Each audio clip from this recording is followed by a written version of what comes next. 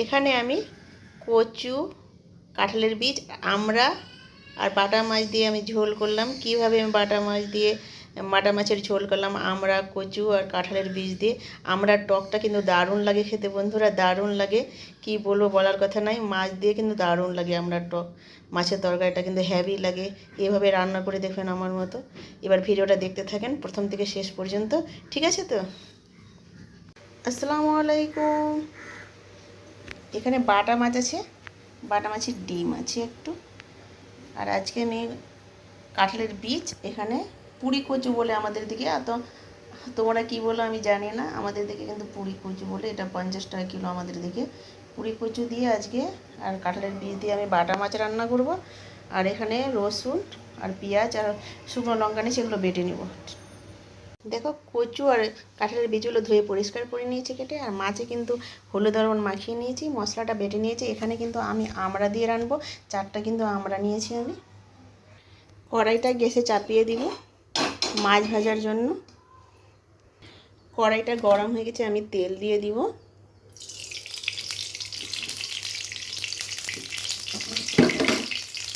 তেলটা গরম হয়ে গেছে, এবার মাছগুলো আমি দিয়ে দিব। মাছগুলো দেওয়া হয়ে গেছে, মাছগুলো উল্টে দিব। এদিকে ভাজা হয়ে গেছে, এই পিসটা লাগিয়ে নেব। মাছটা ভাজা হয়ে গেছে, এবার তুলে নিব।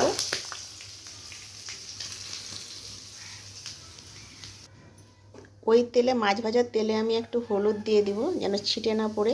হলুদ দিলে ছিটে পড়বে না। এবার মশলাটা আমি দিয়ে দিব, মশলাটা কষিয়ে নিব। আর একটু আমি কিন্তু হলুদ দিয়েছি, আর লবণটা দিয়ে দিলাম। মশলাটাকে একটু কষিয়ে নিতে হবে।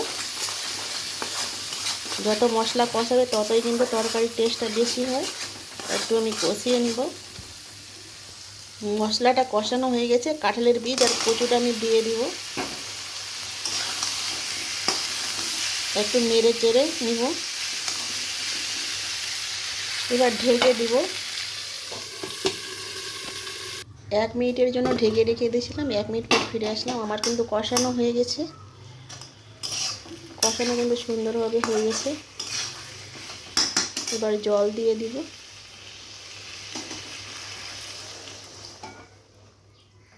জল দিয়ে দিলাম, আর একটু জল দিব।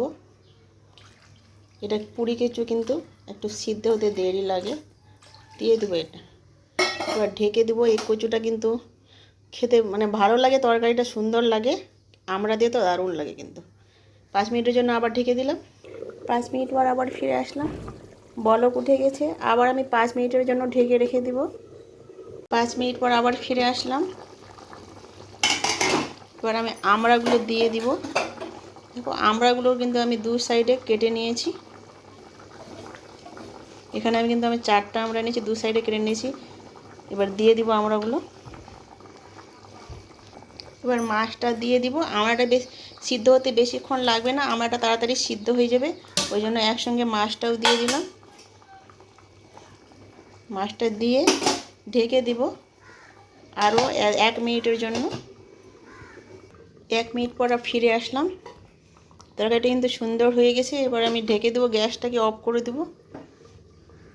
তরকারিটা দেখাবো কীরকম হলো, দারুণ এসেছিল। আমরা দিয়ে মাছের ঝোলটা দারুণ আছে। আমি প্লেট নিয়েছি, প্লেটে আমি তুলে দেখাবো।